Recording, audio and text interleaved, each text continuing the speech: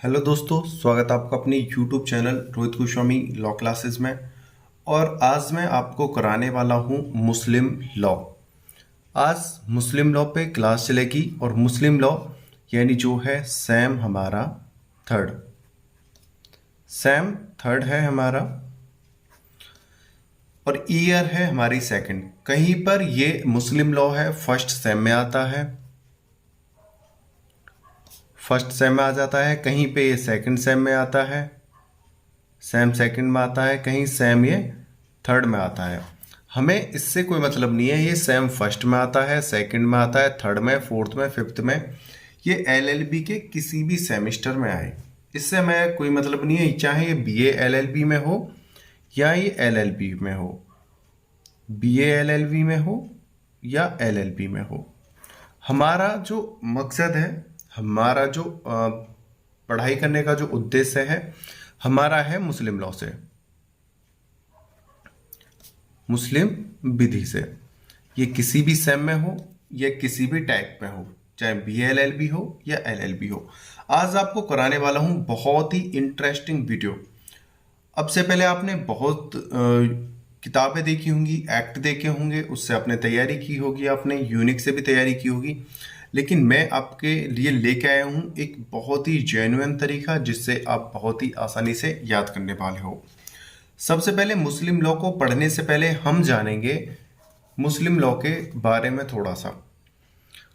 ये मुस्लिम विधि है क्या? मुस्लिम विधि को हम समझते हैं पहले।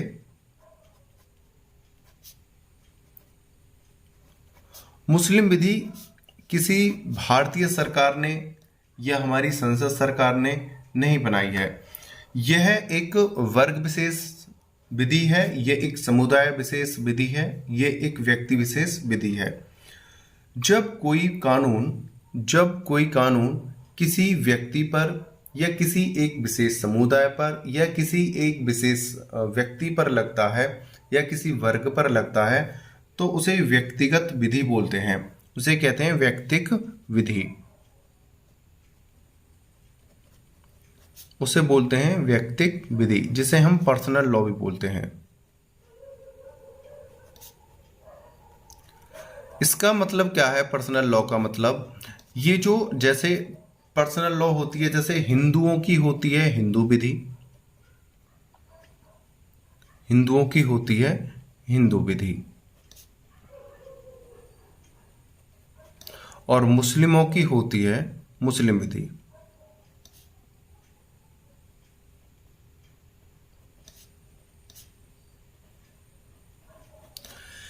भारतीय संविधान में भारत के अंदर इन दो विधियों को ज्यादा मान्यता है।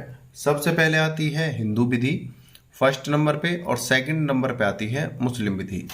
ठीक है, हालांकि भारत में और भी धर्म के लोग रहते हैं, लेकिन यहाँ पर जो हमारे लॉ है, बीए एलएलबी हो या एलएलबी हो, जब हम एलएलबी करते हैं तो हमें ये दो विधि हमें अलग से पढ़ाई जाती हैं, हिंदू विधि और मुस्लिम विधि। ठीक है, इसमें क्या है, व्यक्तिक मुस्लिम विधि वो विधि होती है, हिंदू विधि वो विधि होती है, दोनों ही ये किसी वर्ग विशेष पे लगती हैं। अगर आप मुस्लिम हो तो आपके ऊपर मुस्लिम विधि लगेगी, अगर आप हिंदू हो तो आप पर हिंदू विधि लागू होगी।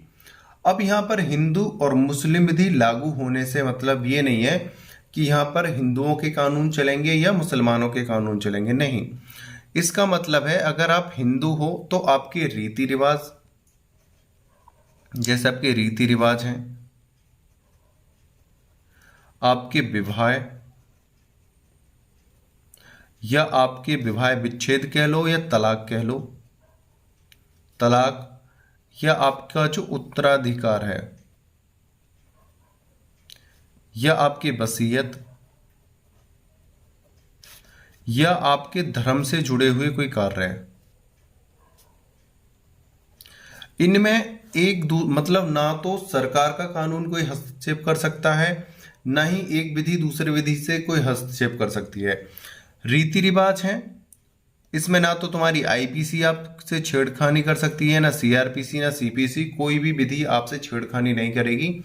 आपके जो रीति रिवाज हैं आप अपने तौर तरीके से बशर्ते कानून के दायरे में रहकर उन्हें लागू कर सकते हो, उन्हें मना सकते हो। ठीक है, आप किसी भी धर्म से हो, हिंदू धर्म से हो या मुस्लिम धर्म से हो, आप अपने नियम कायदा कानून के आधार पर भारतीय कानून की परंपरा को बनाए रखते हुए अपने विवाह को कर सकते हो। जैसे आपके यहाँ पे क्या है कि मुस्लिम विधि में है कि 15 साल का व्यक्ति शादी कर सकता है, लेकिन अब सरकार ने कर दिया है लड़की है तो 18 वर्ष और लड़का है तो 21 वर्ष। यहाँ पर आपको ये बात तो माननी होगी उम्र की, लेकिन आप अपने तौर तरीके से जैसे आपके रीति रिवाज हैं उस तरीके से अपनी शादी कर सकते हो। डाइवोर्स का जो मैटर है, पहले था 3 तलाक का, लेकिन आप इसमें भी सरकार ने 2019 में कानून बना दिए हैं, लेकिन कर अपने तरीके से सकते हो। ठीक है ना। उत्तराधिकार, वसीयत जैसे धर्म के कार्य कोई हैं, इसमें अपनी अपनी विधि तुम अपना रख सकते हो। इसमें ना तो आपको हिंदू विधि परेशान करेगी, ना मुस्लिम विधि हिंदुओं को परेशान करेगी। ये अपने अपने वर्ग विशेष पर, समुदाय पर, व्यक्तियों पर लागू होते हैं। इसी को कहते हैं व्यक्तिक विधि। तो ये जो मुस्लिम विधि है ये एक पर्सनल लॉ है जो सिर्फ मुसलमानों के ऊपर ही लागू होता है। तो इसलिए मुस्लिम विधि को समझने से पहले हम इसे अच्छे से समझते हैं, और ये हमने बता भी दिया है कि अपने रीति रिवाजों पे, विवाह पे, तलाक पे, उत्तराधिकार, वसीयत, धर्म के कार्य, ऐसे ही और 2-4 चीजें होती हैं, उस पर अपनी अपनी विधि ही लागू होती है। अब सपोज करो हमें भारत में रह रहे हैं और हमें शादी करनी है। आप शादी करोगे तो ये थोड़ी है कि पूरे भारत की एक रूल के अनुसार शादी होगी। आप जहां जहां जाओगे, हिंदुओं में भी, जैसे आप हिंदू हो, अगर हिंदुओं में सभी हिंदुओं की बात करी जाए तो हर जगह पे हर तरीके के एक रूल निकल के आते हैं। कहीं पे किसी प्रकार से फेरे होते हैं, कहीं पर किसी प्रकार के से फेरे होते हैं, कहीं पर किसी प्रकार से पूजा पाठ होती है, कहीं पर किसी प्रकार से पूजा पाठ होती है। इसी प्रकार मुस्लिम विधि में इस पर क्या है, लेकिन ये है तो सभी हिंदू। यहाँ पर कानून ने कोई एक रूल थोड़ी बना दिया है कि 7 फेरे होंगे और ये इतनी मिनट के अंदर होंगे, लड़की इतने फेरे लेगी और इतनी मिनट के अंदर लेने पड़ेंगे, ऐसा कोई कानून तो नहीं है। हाँ, लेकिन हो कायदा कानून के आधार पर, कानून की मर्यादा को उल्लंघन ना करते हुए आप अपनी विधि यहाँ पे लागू कर सकते हो। इसी प्रकार मुस्लिम विधि है, यहाँ पे अपनी विधि लागू कर सकते हो। उम्मीद करता हूँ यह बात आपको अच्छे से समझ में आ गई होगी, क्योंकि यहाँ से क्वेश्चन बन जाता है कि व्यक्तिक विधि किसे कहते हैं। तो इसका आप क्या आंसर लिखोगे वो मैं आपको बता देता हूँ। व्यक्तिक विधि वह विधि होती है, यहाँ पे लिख देता हूं मैं आपके लिए,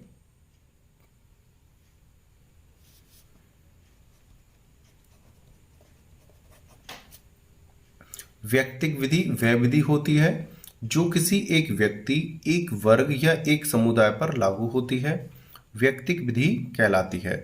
जैसे विवाह, तलाक यानी जिसे हम विवाह विच्छेद कहते हैं, उत्तराधिकार या वसीयत, ऐसे यहाँ पर एक दूसरे से कोई हस्तक्षेप नहीं कर सकता है।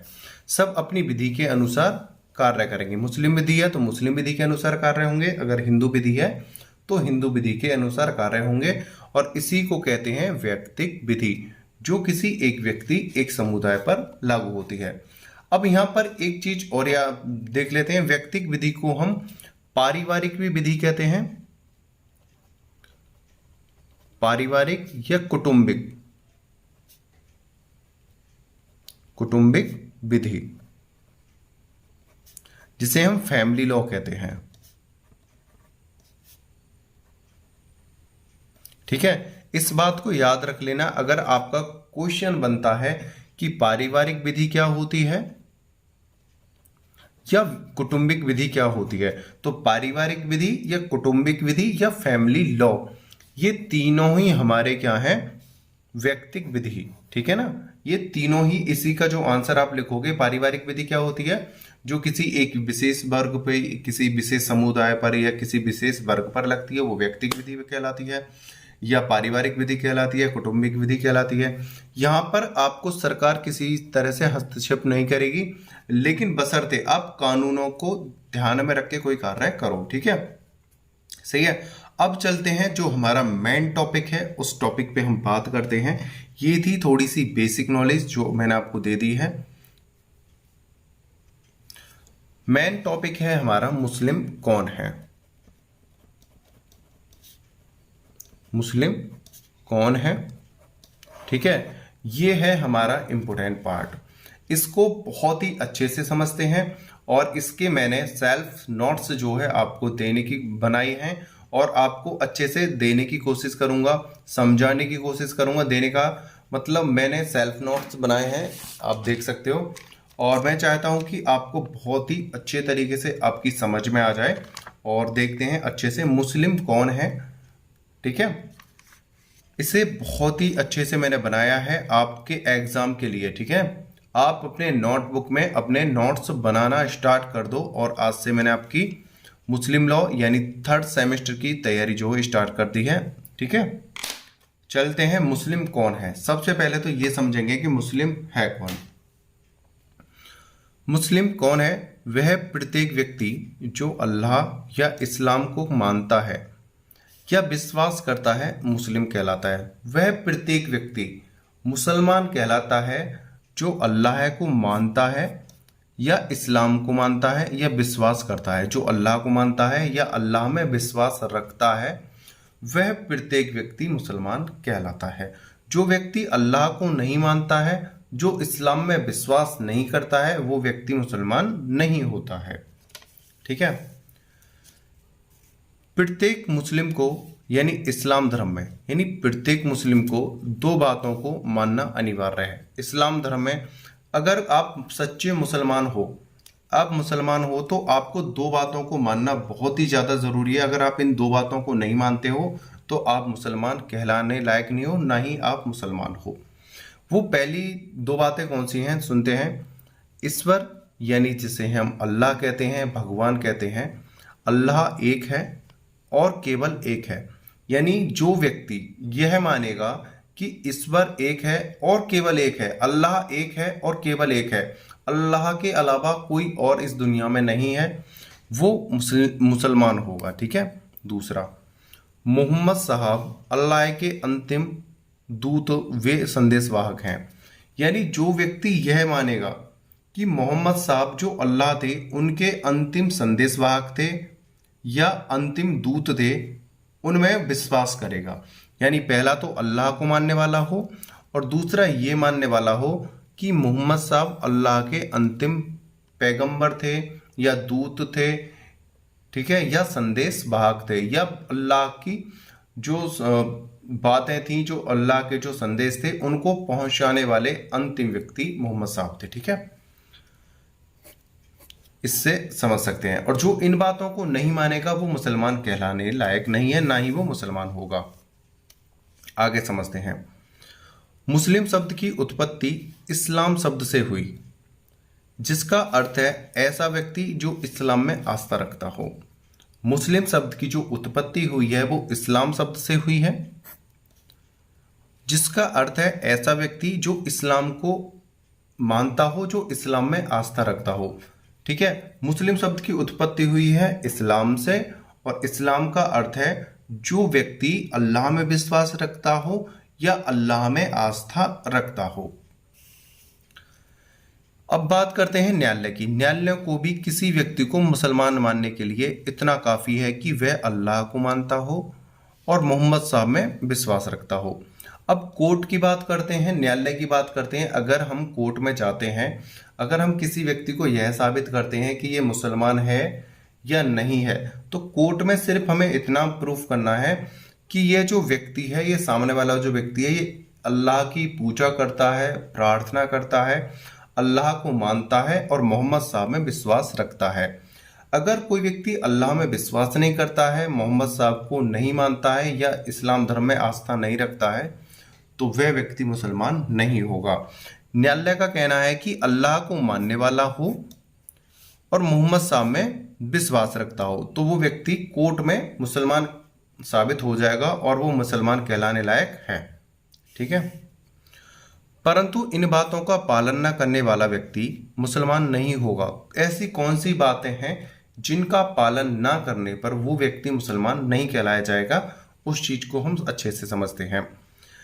यदि कोई मुस्लिम है, अगर कोई मुस्लिम व्यक्ति है लेकिन वह मुस्लिम विधिवत कार्य नहीं करता या आस्था नहीं रखता, तो भी मुस्लिम होगा। सपोज करो अगर कोई मुसलमान व्यक्ति है और वो अनठ टाइप का है, वो मुसलमान है लेकिन उसके जो माता पिता हैं उसने उनसे जन्म लिया है, वो मुस्लिम ही कहलाएगा। लेकिन ना तो वो पूजा पाठ करता है, ना ही ये पूजा पाठ का मतलब ना तो वो मस्जिद जाता है, ना ही वो नमाज पढ़ता है, ना ही कोई और कार्य करता है जो मुस्लिम धर्म के लिए अनिवार्य होते हैं। वो अपना पागलपंती में घूमता है, मौज मस्ती में घूमता है, वो अल्लाह को मानता नहीं है, तो फिर भी वो मुस्लिम कहलाने लायक है और मुसलमान है, क्योंकि उसने मुस्लिम माता पिता के घर में जन्म लिया है और वो जन्म से ही क्या है, मुसलमान है। ठीक है।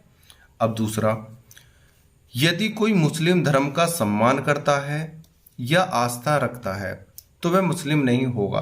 सपोज करो कोई हिंदू है और कोई हिंदू है वो मुसलमान धर्म में विश्वास करता है कि भाई हाँ भाई मुसलमान जो हैं उनका एक अल्लाह होता है, अल्लाह जो सर्वोपरि है, और उसके प्रति अपना सम्मान व्यक्त करता है, उसमें आस्था रखता है कि जैसे हम जाते हैं निकल के तो मस्जिद पड़ जाती है, मस्जिद के सामने भी नतमस्तक हो जाते हैं, आप चाहे हिंदू हो चाहे सिख हो। इसी प्रकार जो कुछ मुस्लिम ऐसे होते हैं जो हिंदुओं के भगवानों में भी आस्था रखते हैं, ये नहीं कि उनकी पूजा करते हैं, हम मानते हैं कि भगवान है। ठीक है। तो इसका मतलब ये नहीं है कि वो मुसलमान हिंदू हैं या वो हिंदू मुसलमान हैं जो अल्लाह में आस्था रखते हैं कि भाई भगवान है उसका सम्मान करना चाहिए, तो वो मुसलमान नहीं हो जाएंगे। मेरा कहने का मतलब ये है और इसका कहने का मतलब ये है, हम जब यहाँ पर हिंदू हैं और यहाँ पे मुस्लिम या और भी कोई धर्म हो, एक दूसरे के धर्म में सम्मान करना, एक दूसरे के धर्म का सम्मान करना, एक दूसरे के धर्म में आस्था रखना, इसका मतलब ये नहीं है कि सम्मान करना और आस्था रखना कि हिंदू मुसलमान हो जाएगा, मुसलमान हिंदू हो जाएगा। यहाँ पर आस्था रखने मात्र से कोई हिंदू से मुसलमान, मुसलमान से हिंदू नहीं होगा। लेकिन अगर जन्म से ही किसी के माता पिता हिंदू हैं तो वो हिंदू ही होगा, चाहे वो अपने धर्म में आस्था रखे, पूजा पाठ करे या ना करे। अगर जिसके माता पिता मुसलमान हैं, मुस्लिम हैं, और उनके कोई संतान है, चाहे ये नमाज पढ़े या कोई कार्य करे, मुस्लिम कार्य करे या ना करे, उसकी पूजा पाठ करे ना करे, लेकिन फिर भी ये मुसलमान ही कहलाएगा। ठीक है। आस्था रखने मात्र से कोई मुसलमान नहीं हो जाएगा और पूजा पाठ ना करने से कोई हिंदू मुसलमान नहीं होगा, मुसलमान हिंदू नहीं होगा। ठीक है। ये था कोर्ट का न्यायालय। ठीक है। कोर्ट का आदेश, न्यायालय का आदेश। ठीक है, मानना। आगे चलते हैं। कोई व्यक्ति दो प्रकार से मुस्लिम हो सकता है। ये तो था कि हमने पढ़ा था मुस्लिम कौन है, ये हमने बता दिया है, वो व्यक्ति जो आस्था रखता है और जो अल्लाह को मानता है। ठीक है। और एक वो व्यक्ति मुसलमान नहीं हो सकता है जो सिर्फ विश्वास रखता है कि अल्लाह है और उसमें आस्था रखता है। ठीक है। अब बात करते हैं, कोई व्यक्ति दो प्रकार से मुस्लिम हो सकता है। वो कौन कौन से प्रकार हैं जिससे कोई व्यक्ति मुस्लिम हो सकता है। यहाँ पे तो था मुस्लिम कौन है, मुस्लिम होने के बारे में सारी चीज बता दी है। अब ये बात कही गई है कि मुस्लिम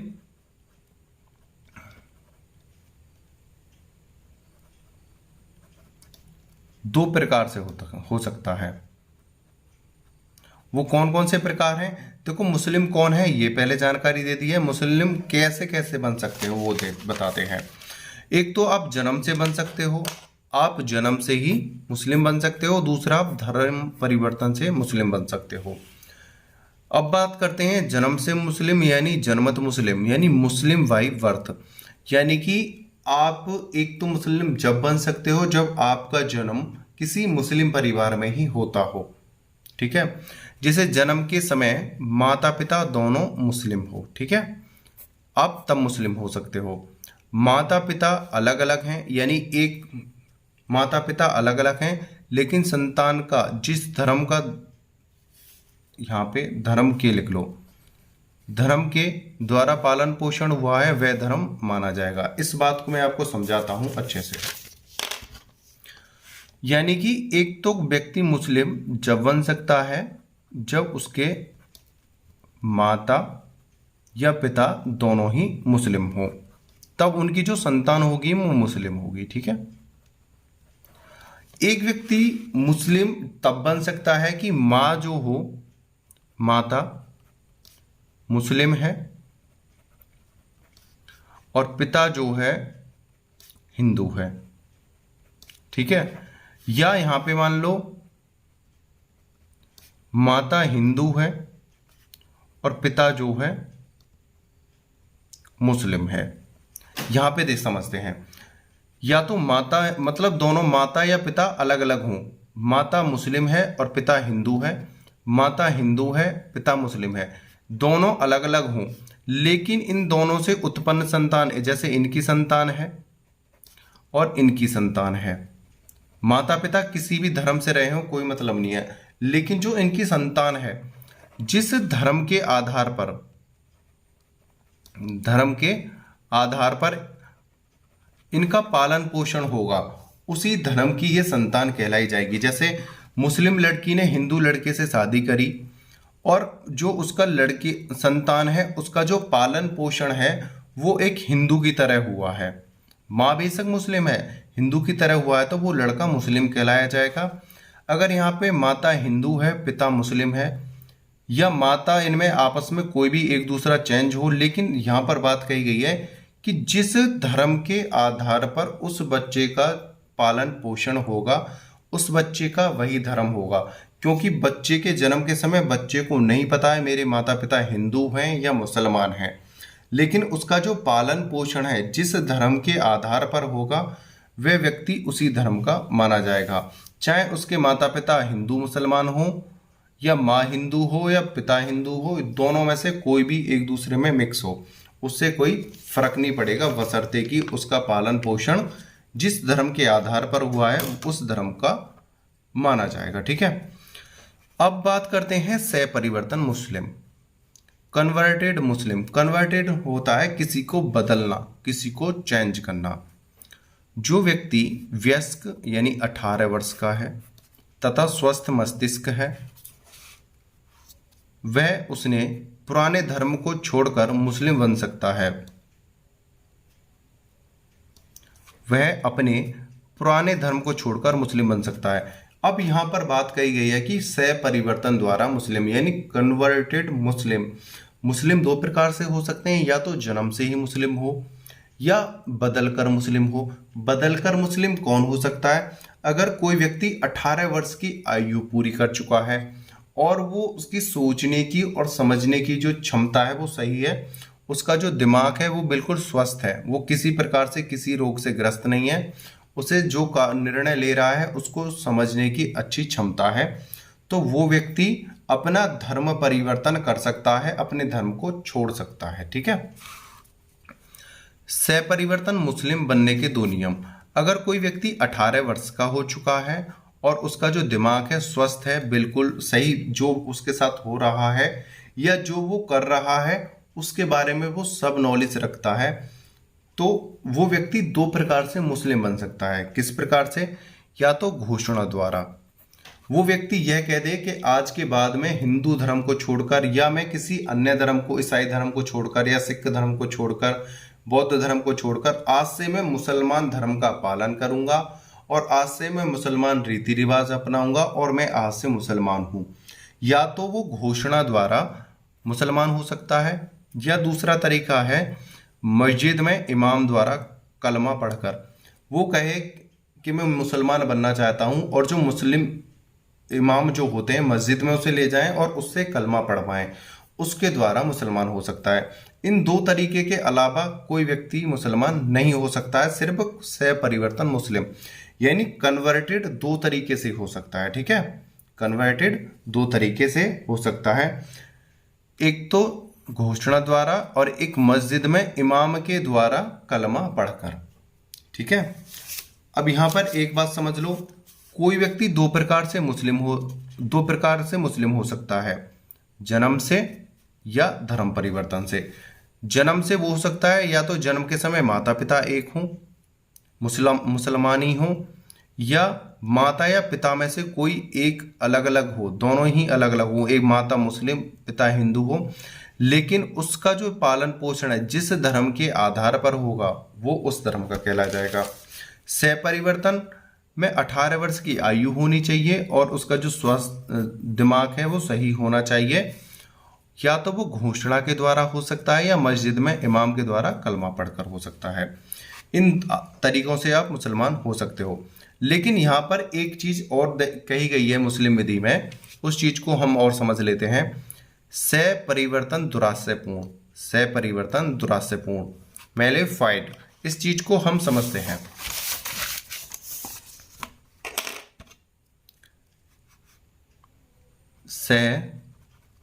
सपरिवर्तन दोषपूर्ण लिख लो, दोषपूर्ण, ठीक है। यानी कि जब कोई व्यक्ति किसी भी धर्म से हो, वो हिंदू हो सकता है, जैन हो सकता है, बौद्ध हो सकता है, सिख हो सकता है, या ईसाई हो सकता है, या और भी कोई धर्म का हो सकता है। जब कोई अन्य धर्म का व्यक्ति मुस्लिम धर्म को इसलिए अपनाता है, मुसलमान इसलिए बनता है कि वो हिंदू है, सपोज करो कोई हिंदू है और हिंदू की शादी हो गई है, ठीक है, और वो अपनी पत्नी को छोड़ना चाहता है या उसके साथ रहना नहीं चाहता है और पत्नी उसे छोड़ना नहीं चाहती है, तो हिंदू पुरुष क्या सोचता है कि अगर मैं मुसलमान धर्म अपना लूं, और मुसलमान धर्म में ये है कि आप 3 से 4 शादी कर सकते हो, तो मैं अपनी पत्नी को भी छोड़ दूंगा, नहीं छोड़ मतलब वो तो मुझे छोड़ना चाहती ही नहीं है, ये पत्नी भी रही आएगी और मैं 3 शादी और कर सकता हूं और मेरा इससे पीछा भी छूट जाएगा। ये हिंदू इस आशय से कि मेरी और शादी हो जाएंगी और मुझे अपनी पहली पत्नी को डाइवोर्स भी देना नहीं पड़ेगा, इस सोच के साथ वो मुस्लिम धर्म को अपनाता है, तो यहां पर वो मुसलमान नहीं कहलाया जाएगा, यहां पर मुसलमान नहीं कहलाया जाएगा। क्योंकि जब उसने मुसलमान धर्म को अपनाया था तो उसके मन में कपट था, छल था, और कोई भी व्यक्ति कपट या छल के आधार पर मुसलमान नहीं बन सकता है, और यहां पर ये दंड के भागीदार होगा। या जब कोई व्यक्ति मन में दोष रखकर अपने धर्म को त्याग कर मुसलमान धर्म में जाना चाहता है, ये सोचकर कि वो दूसरी शादी कर सकता है और अपनी पत्नी से पीछा छुड़ा सकता है, पत्नी से पीछा छुड़ाने के लिए मुसलमान धर्म अपनाता है, मुसलमान बनता है कि मेरी जो पहली पत्नी है उससे छुटकारा मिल जाएगा और मैं 3 से 4 शादी या मैं दूसरी शादी कर सकता हूं मुसलमान धर्म के अनुसार, तो मुझे पहली को डाइवोर्स भी नहीं देना पड़ेगा और मैं आराम से दूसरी शादी कर लूंगा। या वो किसी लालचवश कि मैं हिंदू हूं, अगर मैं मुसलमान बनता हूं मुझे पैसे मिलेंगे या मुझे 3 से 4 लड़कियां मिलेंगी शादी के लिए, या मुझे जमीन मिलेगी या जायदाद मिलेगी, मतलब वो किसी कारणवश या लालचवश वो अल्लाह की शरण में जाता है यानी मुसलमान बनता है, तो वो मुसलमान कहलाया नहीं जाएगा, ना ही वो मुसलमान एक्सेप्टेड करा जाएगा। क्योंकि कोई भी व्यक्ति लालच के लिए या गलत कार्य के लिए या गलत दुराशय से या गलत मन के भाव के आधार पर अगर मुसलमान बनता है तो वो मुसलमान नहीं कहलाया जाएगा, वो मुसलमान नहीं होगा। जब आपकी नीयत और आपका मन साफ होगा तभी आप मुसलमान बन सकते हो, ठीक है। ये था हमारा मुस्लिम विधि में इसका उत्तर। इसी के आधार पर इसके कुछ एग्जाम्पल्स दिए गए हैं, कुछ केसेस दिए गए हैं जो दुराशयपूर्ण थे। इसमें स्कैनर बनाम लॉर्ड, इसने भी यही कार्य करा था, ये अपनी पत्नी से पीछा छुड़ाना चाहता था और अपनी पत्नी से पीछा छुड़ाने के लिए इसने मुसलमान धर्म अपना लिया था, जिसे कोर्ट ने खारिज कर दिया था, ठीक है। सरला मृदगल बनाम यूनियन ऑफ इंडिया, इसमें भी यही था। लिली थॉमस बनाम यूनियन ऑफ इंडिया, ये तीनों केस इस प्रकार के हैं कि इनके पतियों ने अपनी पत्नियों से पीछा छुड़ाने के लिए मुसलमान धर्म अपनाया था। क्योंकि मुसलमान धर्म में 3 से 4 शादी कर सकते हो आप, डाइवोर्स सिर्फ 3 तलाक के आधार पर आप तलाक तलाक तलाक बोलकर डाइवोर्स ले सकते हो। इन्होंने यह सोचकर कि हम अब मुसलमान बन जाएंगे तो अपनी पत्नी के साथ नहीं रहेंगे और अगर रहेंगे भी तो वो भी मुसलमान बनानी पड़ेगी और उसे हम तलाक तलाक तलाक बोलकर उसे पीछा छुड़ा लेंगे, या हम उसको ना छोड़ेंगे फिर भी हम 2 से 3 शादी कर सकते हैं। तो यहाँ पर कोर्ट ने बोला था तुम्हारी जो चाहे थी, जो तुम्हारे मन की जो स्थिति थी वो गलत प्रकार की थी, इसलिए आपको दोषी करार दिया जा रहा है, आपको दंडित किया जा रहा है, आप मुसलमान नहीं हो क्योंकि आपके मन में दोष था। ठीक है, आगे समझते हैं। उच्चतम न्यायालय द्वारा यदि कोई विवाहित हिंदू पुरुष धर्म परिवर्तन के बाद दूसरी शादी पहली पत्नी के होने के बावजूद करेगा, देखो उच्चतम न्यायालय यानी हमारे सुप्रीम कोर्ट ने बोला है, सुप्रीम कोर्ट द्वारा यदि कोई विवाहित हिंदू पुरुष धर्म परिवर्तन के बाद दूसरी शादी पहली पत्नी के होने के बावजूद करेगा, हिंदू विवाह अधिनियम की धारा 17 और दंड प्रक्रिया संहिता की धारा 498 के द्वारा अपराध का दोषी माना जाएगा।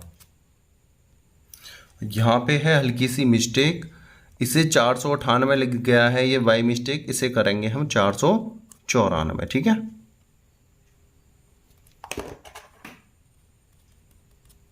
यहाँ आप करेंगे 494, 494। अगर कोई हिंदू पुरुष धर्म परिवर्तन के बाद दूसरी शादी पहली पत्नी के होने के बावजूद करेगा, हिंदू है, उसकी पहली पत्नी जीवित है, उसके साथ उसका डाइवोर्स नहीं हुआ है और वो मुसलमान धर्म अपनाकर दूसरी शादी करता है, तो वो हिंदू विवाह अधिनियम की धारा 17 और दंड प्रक्रिया संहिता की धारा 494 के द्वारा अपराध का दोषी माना जाएगा। अगर वो अपनी पहली पत्नी को डाइवोर्स देकर, उससे विवाह विच्छेद कर कर, उससे तलाक देकर मुसलमान धर्म अपनाकर जब दूसरी शादी करता है तब वो दोषी नहीं होगा। लेकिन पहली पत्नी के जीवित होते हुए, पहली पत्नी के डाइवोर्स ना देने के बाद या दूसरी शादी करता है मुसलमान धर्म में अपनाने के बाद, तो उसे दोषी करार दिया जाएगा। उम्मीद करता हूं यह वीडियो, यह नॉलेज आपको बहुत अच्छी लगी होगी। और एक बात मैं आपको बता दूं, यह क्वेश्चन आपका 10 से 20 नंबर में कभी भी आ सकता है, 4 नंबर में भी आ सकता है, कभी कभार ये 4 में भी आ जाता है, 10 नंबर में भी आ जाता है, 20 में भी आ जाता है। तो इस प्रकार यह क्वेश्चन 4 नंबर से लेके 30 नंबर तक आपका बन सकता है। ठीक है, क्योंकि ये बहुत ही इंपॉर्टेंट क्वेश्चनों में से एक है और ये है मुस्लिम विधि का बिल्कुल आधार। ठीक है ना, उम्मीद करता हूं आज की वीडियो आपको बहुत ज़्यादा अच्छी लगी होगी और इसके नोट्स आप बना लीजिएगा और बहुत ही जल्दी आपके ऑल सेमेस्टर की तैयारी कराने वाला हूं। उम्मीद करता हूं यह वीडियो आपको बहुत अच्छी लगी होगी। और कुछ बच्चों का क्वेश्चन है कि सर हमें, ये है मेरा कॉन्टैक्ट नंबर, आप मेरे से यहाँ पे व्हाट्सएप पे बात कर सकते हो। आपकी कोई डाउट है, आपकी कोई समस्या है, आप मेरे से व्हाट्सएप पे मैसेज करके आप मुझसे कुछ पूछ सकते हो। ठीक है, वीडियो आपको अच्छी लगी हो तो प्लीज़ चैनल को लाइक शेयर एंड सब्सक्राइब कर देना और बेल आइकन घंटी को दबा देना। उम्मीद करता हूँ आपको ये वीडियो अच्छी लगी होगी। वीडियो को अंत तक देखने के लिए धन्यवाद। टेक केयर, बाय बाय, जय हिंद, जय भारत।